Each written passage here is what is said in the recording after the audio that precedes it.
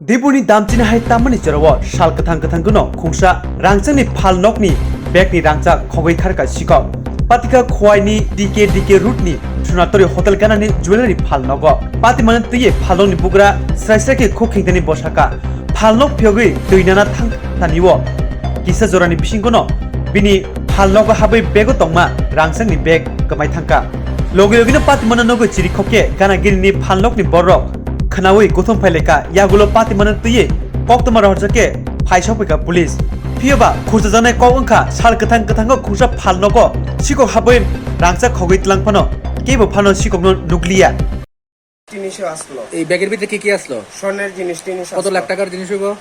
প্রায় করে ধরেন না লাখ খানেক টাকার হইব। কয়টার সময় ঘটনাটা আনুমানিক? এই তো 11:30টা। আপনার দোকানের নাম কি? সন্ধ্যা জুয়েলারি। এটা কোন জায়গা? সোনারপুরের টিকুলটা দিকে। পুলিশে খবর দিয়েছেন নেই? ওই তো কোনো ফোন করছি।